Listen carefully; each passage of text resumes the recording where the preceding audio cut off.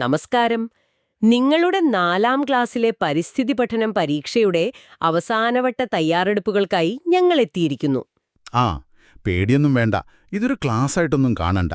നമുക്ക് ഒരുമിച്ച് ഈ മോഡൽ ചോദ്യപേപ്പറൊന്ന് നോക്കി ഉത്തരങ്ങൾ കണ്ടുപിടിച്ച് കുറച്ച് തമാശയൊക്കെ പറഞ്ഞ് അങ്ങനെ രസകരമായി പഠിക്കാം. അതെ, നിങ്ങളുടെ കയ്യിലുള്ള അതേ ചോദ്യപേപ്പർ തന്നെയാണ് ഞങ്ങളുടെ കയ്യിലും. നമ്മൾ ഓരോ ചോദ്യവും ആദ്യം ഇംഗ്ലീഷിലും പിന്നെ മലയാളത്തിലും വായിക്കും. എന്നിട്ട് അതിന്റെ അർത്ഥം പറയും, പിന്നെ ശരിയായ ഉത്തരവും.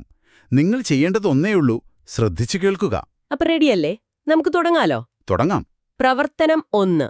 പല രൂപത്തിൽ പല ഭാവത്തിൽ. ഇതിലെ 2 ഭാഗങ്ങളുണ്ട്, 1A 1B. ഏതെങ്കിലും ഒന്നിന് ഉത്തരം എഴുതിയാൽ മതി.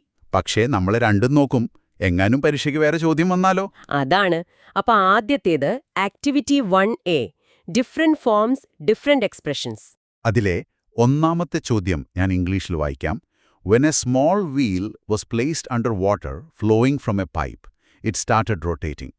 Which property of water helped the wheel to rotate? അതായത് പൈപ്പിൽ നിന്നൊഴുകുന്ന വെള്ളത്തിന് താഴെ ഒരു ചെറിയ ചക്രം വെച്ചപ്പോൾ അത് കറങ്ങാൻ തുടങ്ങി. വെള്ളത്തിന്റെ ഏത് പ്രത്യേകതയാണ് ചക്രം കറങ്ങാൻ സഹായിച്ചത്? എന്തായിരിക്കും? വളരെ സിമ്പിളാണ്. ഒഴുകുന്ന വെള്ളത്തിന് ശക്തിയുണ്ട്. ഫ്ലോയിങ് വാട്ടർ ഹാസ് ഫോഴ്സ് അല്ലെങ്കിൽ പവർ. ഈ ശക്തി ഉപയോഗിച്ചാണോ അണക്കെട്ടിലൊക്കെ വൈദ്യുതി ഉണ്ടാക്കുന്നത്? അതുതന്നെ. അവിടെ വലിയ ടർബൈൻ കറക്കുന്നു, ഇവിടെ ഈ ചെറിയ ചക്രം കറക്കുന്നു. ആശയം ഒന്ന് തന്നെ. ഓക്കെ, ഇനി അടുത്ത ചോദ്യം. Explain the 2 situations below based on the properties of gases. അതായത് വാതകങ്ങളുടെ സവിശേഷതകളുടെ അടിസ്ഥാനത്തിൽ 2 സാഹചര്യങ്ങളും വിശദീകരിക്കുക. ഒന്നാമത്തെ സാഹചര്യം, The smell of coral jasmine spreads inside the house. പവിഴമല്ലിയുടെ സുഗന്ധം വീടിനുള്ളിലേക്ക് പടരുന്നു. ഇത് എളുപ്പമല്ലേ? ബിരിയാണിയുടെ മണം അടുക്കളയിൽ വെച്ചാല് ഹാളിലിരിക്കുന്ന നമുക്ക് കിട്ടുന്ന പോലെ. അതെ, കൃത്യമായ ഉദാഹരണം. വാതകങ്ങൾക്ക് വ്യാപിക്കാനുള്ള കഴിവുണ്ട്. Gases have the ability to spread or diffuse.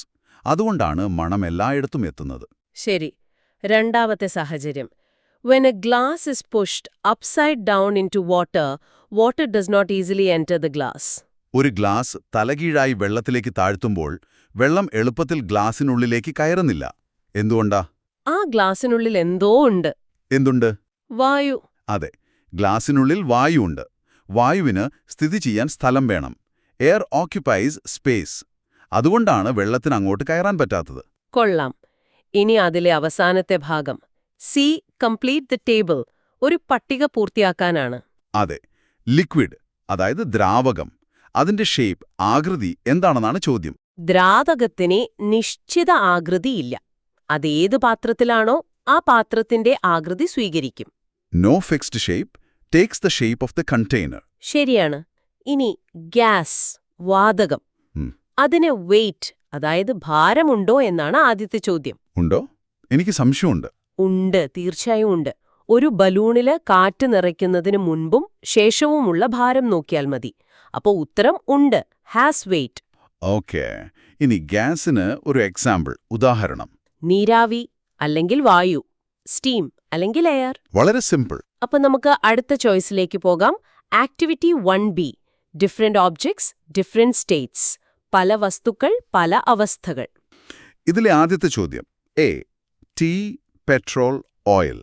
These 3 objects does not have a fixed shape like solids. Which general category do they belong to? ചായ, പെട്രോൾ, എണ്ണ. ഇതിനൊന്നും ഖരവസ്തുക്കളെപ്പോലെ ഒരു നിശ്ചിത ആകൃതിയില്ല. അപ്പോ ഇവ ഏത് പൊതുവിഭാഗത്തിലാണ് ഉൾപ്പെടുന്നത്? ദ്രാവകങ്ങൾ, ലിക്വിഡ്സ്. അത്രയുള്ളൂ. അടുത്തത്, what is the reason for a thin layer of fog forming on the outside of a car's windshield during the winter season? തണുപ്പ് കാലത്ത് കാറിന്റെ ചില്ലിനു പുറത്ത് നേർത്ത മഞ്ഞുകണം പോലെ രൂപപ്പെടാനുള്ള കാരണം എന്താണ്? അത് അന്തരീക്ഷത്തിലുള്ള നീരാവി ആ തണുത്ത ഗ്ലാസിൽ തട്ടുമ്പോൾ വെള്ളമായി മാറുന്നതല്ലേ? അതെ, അതിനൊരു പേരുണ്ടല്ലോ. സാന്ദ്രീകരണം. മിടുക്കൻ, കണ്ടൻസേഷൻ. അന്തരീക്ഷത്തിലെ നീരാവി തണുത്ത ചില്ലിൽ തട്ടി വെള്ളത്തുള്ളികളായി മാറുന്നു. ഓക്കെ, ഇനി അവസാനത്തെ ചോദ്യം. C, read the statements given below and select the correct option. പ്രസ്താവനകൾ വായിച്ച് ശരിയായ ഓപ്ഷൻ തിരഞ്ഞെടുക്കാനാണ്. 5 പ്രസ്താവനകളുണ്ട്. ഞാൻ വേഗം വായിക്കാം.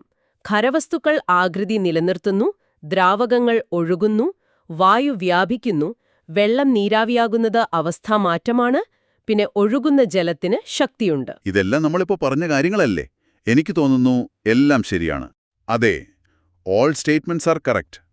അപ്പോൾ ഉത്തരം ഓപ്ഷൻ വി ആണ്. എല്ലാ പ്രസ്താവനകളും ശരിയാണ്. കൊള്ളാം. അപ്പൊ നമ്മൾ ഒന്നാമത്തെ പ്രവർത്തനം പൂർത്തിയാക്കി. ഇനി പ്രവർത്തനം 2, കലകളുടെ നാട്. Activity 2, land of arts. ആ, സയൻസിൽ നിന്ന് നേരെ കലയിലേക്ക്. നല്ലൊരു മാറ്റം. ഇതിലെ ആദ്യ ചോദ്യം A. Which of the following statements is related to Margamkali? മാർഗംകളിയുമായി ബന്ധപ്പെട്ട പ്രസ്താവന ഏതാണ്? ഓപ്ഷനുകൾ നോക്കാം. മുസ്ലിം കലാരൂപം, വന്ദനഗാനം, കാളിയാട്ടം. അടുത്തത് നോക്കൂ. ചട്ടയും മുണ്ടും ധരിച്ച് സ്ത്രീകൾ നിലവിളക്കിനു ചുറ്റും നൃത്തം ചെയ്യുന്നു. കിട്ടിപ്പോയി. ഉത്തരം D. Women dance around a lamp wearing chatta and mundu. അതെ, മാർഗംകളിയുടെ വേഷം അതാണ്. അടുത്തത് prepare a note about the following people. താഴെ പറയുന്ന വ്യക്തികളെക്കുറിച്ച് കുറിപ്പ് തയ്യാറാക്കുക. ഒന്നാമത്തെയാൾ രാജാ രവിവർമ്മ. രാജാ രവിവർമ്മ. രാജാ രവിവർമ്മ വലിയൊരു ചിത്രകാരനായിരുന്നു. പുരാണങ്ങളിലെ കഥാപാത്രങ്ങൾക്കൊക്കെ ജീവൻ കൊടുത്ത ചിത്രകാരൻ. അത് മതി. He was A great painter, famous world wide. അത്രയും എഴുതിയാൽ മതി. ഇനി രണ്ടാമത്തെയാൾ സ്വാതി തിരുനാൾ. സ്വാതി തിരുനാൾ. സ്വാതി തിരുനാൾ ഒരു രാജാവായിരുന്നില്ലേ? അതെ, തിരുവിതാംകൂർ ഭരിച്ചിരുന്ന ഒരു മഹാരാജാവായിരുന്നു. പക്ഷെ അദ്ദേഹത്തിന്റെ ഏറ്റവും വലിയ കഴിവ് സംഗീതത്തിലായിരുന്നു. ഒരുപാട് പാട്ടുകളൊക്കെ എഴുതിയിട്ടുണ്ടല്ലേ? 500ഓളം സംഗീതകൃതികൾ രചിച്ചു. അതുകൊണ്ട് അദ്ദേഹത്തിന്റെ കാലഘട്ടത്തെ കേരള സംഗീതത്തിന്റെ സുവർണ കാലഘട്ടമെന്നാണ് അറിയപ്പെടുന്നത്. The golden age of Kerala music. കൊള്ളാം. അതും കഴിഞ്ഞു.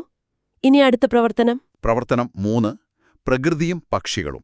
Activity 3, nature and birds. ഇത് ശരിയോ തെറ്റോ എന്ന് എഴുതാനുള്ളതാണ്. True or false? ഞാൻ ഓരോന്നായി വായിക്കാം. ഒന്നാമത്തേത്, പക്ഷികൾ പരിസ്ഥിതിക്ക് ധാരാളം ഗുണങ്ങൾ ചെയ്യുന്നുണ്ട്. അത് ശരിയാണ്. ട്രൂ. 2, ഒരു പക്ഷി പറക്കുമ്പോൾ അതിന്റെ ചിറകുകൾ ഗതി തിരിക്കാനും സന്തുലിതാവസ്ഥ നിലനിർത്തുവാനും സഹായിക്കുന്നു. അതും ശരിയാണ്. ട്രൂ. 3, എല്ലാ പക്ഷികളും കൂടുണ്ടാക്കുന്നു. എനിക്ക് തോന്നുന്നില്ല. ശരിയാണ്, തോന്നല് ശരിയാണ്. ഇത് തെറ്റാണ്. ഫോൾസ്. നമ്മുടെ കുയിലൊരു മടിയനാണ്. അത് കാക്കയുടെ കൂട്ടിലാണ് മുട്ടയിടുന്നത്. ശരിയാണ്. 4, ഏറ്റവും വേഗത്തിലോടാൻ കഴിയുന്ന പക്ഷിയാണ് പെരഗ്രിൻ ഫാൽക്കൺ. ഫാൽക്കൺ അത് പറക്കുന്ന പക്ഷിയല്ലേ? അതേ, അതാണ് പോയിന്റ്. ഫാൽക്കൺ ഏറ്റവും വേഗത്തിൽ പറക്കുന്ന പക്ഷിയാണ്. ഏറ്റവും വേഗത്തിൽ ഓടുന്നത് ഒട്ടകപക്ഷിയാണ്. അപ്പോൾ ഈ പ്രസ്താവന തെറ്റാണ്. ഫോൾസ്. അടുത്തത് പുറകിലോട്ട് പറക്കുന്ന പക്ഷിയാണ് ഹമ്മിങ് ബേർഡ്. ട്രൂ. ഓക്കെ. അവസാനത്തേത് പെൻഗ്വിൻ, കിവി, ഒട്ടകപക്ഷി തുടങ്ങിയ പക്ഷികൾക്ക് പറക്കാൻ കഴിയില്ല. ഈ പറഞ്ഞ പക്ഷികൾക്കൊന്നും പറക്കാൻ കഴിയില്ല. അപ്പോൾ പ്രസ്താവന ശരിയാണ്. ട്രൂ. അടുത്ത ചോദ്യം. Who is the person known as Induchoodan? Induchoodan എന്നറിയപ്പെടുന്ന വ്യക്തി ആര്? ഇത് പ്രശസ്തനായ ഒരു പക്ഷി നിരീക്ഷകനാണ്. K Neelakantan. K Neelakantan. Okay. ഇനി C. In what ways do birds help nature? പക്ഷികൾ ഏതെല്ലാം രീതിയിലാണ് പ്രകൃതിയെ സഹായിക്കുന്നത്? ഒന്ന് ആലോചിച്ചു നോക്കൂ. അവര് പഴങ്ങളൊക്കെ തിന്ന് വിത്തുകൾ പല സ്ഥലത്തും കൊണ്ടിടും. അതെ, സീഡ് ഡിസ്പേഴ്സൽ. പിന്നെ പൂക്കളിലെ തേൻ കുടിക്കുമ്പോൾ പരാഗണത്തിന് സഹായിക്കും. കറക്റ്റ്. പോളിനേഷൻ ഒന്നുകൂടിയുണ്ട്. ചെറിയ പുഴുക്കളെയും പ്രാണികളെയുമൊക്കെ തിന്നും. അതുതന്നെ. കീടനിയന്ത്രണം, പെസ്റ്റ് കൺട്രോൾ. മിടുക്കൻ. അപ്പൊ പ്രവർത്തനം 3 കഴിഞ്ഞു. ഇനി പ്രവർത്തനം 4 വീണ്ടും ഒരു ചോയ്സ് ചോദ്യമാണ്. 4A അല്ലെങ്കിൽ 4B? നമുക്ക് 4A നോക്കാം. Art and festivals. കലയും മേളയും. ആദ്യത്തെ ചോദ്യം. Select the statement related to Raja Ravi Varma. Raja രവിവർമ്മയുമായി ബന്ധപ്പെട്ട പ്രസ്താവന തിരഞ്ഞെടുക്കുക. ഇത് നമ്മൾ നേരത്തെ പറഞ്ഞതാണ്. Option B, a great painter. മഹാനായ ചിത്രകാരൻ. ശരി. അടുത്തത്, which festivals are the following statements related to? ഈ പ്രസ്താവനകൾ ഏത് ഉത്സവങ്ങളുമായി ബന്ധപ്പെട്ടിരിക്കുന്നു? ആദ്യത്തേത് കുടമാറ്റവും വെടിക്കെട്ടുമാണ് പ്രധാന ആകർഷണങ്ങൾ. അത് തൃശൂർ പൂരം, ഒരു സംശയവുമില്ല. അതെ, തൃശൂർ പൂരം. രണ്ടാമത്തേത് ചിങ്ങമാസത്തിൽ ജാതിമത ഭേദമന്യേ മലയാളികൾ ആഘോഷിക്കുന്നു. ഓണം. ശരിയാണ്, ഓണം. അവസാനത്തേത് ആറന്മുള ചമ്പക്കുളം, പുന്നമട എന്നിവിടങ്ങളിൽ ആഘോഷിക്കുന്നു. അതെല്ലാം വള്ളംകളി നടക്കുന്ന സ്ഥലങ്ങളല്ലേ? അപ്പോ വള്ളംകളി, ബോട്ട് റേസ്. അതെ. അപ്പൊ 4A കഴിഞ്ഞു. ഇനി 4B നോക്കാം. ആർട്ട് ഫോംസ്, കലാരൂപങ്ങൾ. A. Write the name of the art form shown in the picture. ചിത്രത്തിലുള്ള കലാരൂപത്തിന്റെ പേരെഴുതുക. ആദ്യത്തെ ചിത്രം. കുറേ പേര് കോലുകളുമായിട്ട് കളിക്കുന്നു. അപ്പൊ അത് കോൽക്കളി. കോൽക്കളി. രണ്ടാമത്തെ ചിത്രത്തില് ആ വലിയ കിരീടവും പച്ചമുഖവും ഒക്കെ കണ്ടാൽ അറിയാം. കഥകളി, കഥകളി. അതെ. ഇനി മാച്ച് ദ ഫോളോയിങ്, ചേരുംപടി ചേർക്കുക. ഞാൻ ശരിയായ ജോഡികളങ്ങ് പറയാം, നിങ്ങളത് ഓർത്തുവെച്ചാൽ മതി. ഓക്കെ. സ്വാതി തിരുനാൾ. അത് കേരളീയ സംഗീതത്തിന്റെ സുവർണ കാലഘട്ടവുമായി ബന്ധപ്പെട്ടിരിക്കുന്നു. Swathi Thirunal, golden age of Kerala music. ശരി. മോയിൻകുട്ടി വൈദ്യർ. അദ്ദേഹം മാപ്പിളപ്പാട്ടിന്റെ ആളാണ്. മോയിൻകുട്ടി വൈദ്യർ, നാപ്പിളപ്പാട്ടു. ഓക്കെ. ഇരയുമ്മൻ തമ്പി. ഓമനത്തിങ്ങൾ കിടാവോ എന്ന പ്രശസ്തമായ താരാട്ടുപാട്ടെഴുതിയത് അദ്ദേഹമാണ്. ഇരയിമ്മൻ ഠമ്പി, ഓമനത്തിങ്കൾ കിടാവോ. ആ. അവസാനമായി കുഞ്ചൻ നമ്പ്യാർ. അത് പിന്നെ എല്ലാവർക്കും അറിയാം, ഓട്ടംതുള്ളൻ. കുഞ്ചൻ നമ്പ്യാർ, ഓട്ടൻതുള്ളൽ. കൊള്ളാം. അപ്പൊ നമ്മൾ അവസാനത്തെ പ്രവർത്തനത്തിലേക്കെത്തി. പ്രവർത്തനം 5. ചിറകുള്ള കൂട്ടുകാർ. ആക്ടിവിറ്റി 5. Feathered friends. ഇതിലെ ആദ്യത്തെ ചോദ്യം. What is the benefit for birds having strong and light weight bones? ഉറപ്പുള്ളതും ഭാരം കുറഞ്ഞതുമായ അസ്ഥികൾ കൊണ്ട് പക്ഷികൾക്കുള്ള പ്രയോജനമെന്ത്? ഭാരം കുറവായതുകൊണ്ട് എളുപ്പത്തിൽ പറക്കാൻ പറ്റും. അതെ. It helps them to fly easily. ഭാരം കുറവായതുകൊണ്ട് എളുപ്പത്തിൽ ആകാശത്തേക്ക് ഉയരാൻ സാധിക്കും. അടുത്തത് B. Which bird is known as the farmer of the forest? കാട്ടിലെ കർഷകൻ എന്നറിയപ്പെടുന്ന പക്ഷി ഏതാണ്? ഇത് നല്ലൊരു ചോദ്യമാണ്. ഉത്തരം വേഴാമ്പൽ, ഹോൺബിൽ. എന്തുകൊണ്ടാണ് അങ്ങനെ വിളിക്കുന്നത്? കാരണം വേഴാമ്പൽ പഴങ്ങൾ തിന്ന് അവയുടെ വിത്തുകൾ കാടിന്റെ പല ഭാഗത്തും കൊണ്ടിടും. അങ്ങനെ അവിടെ പുതിയ മരങ്ങൾ ഉണ്ടാകാൻ സഹായിക്കും. ശരിക്കും ഒരു കർഷകന്റെ ജോലിയല്ലേ അത്? ആ, ശരിയാണ്. ഇനി C. Which bird sanctuary is known as the Vembanad bird sanctuary? Vembanad പക്ഷി സങ്കേതം എന്നറിയപ്പെടുന്നത് ഏതാണ്?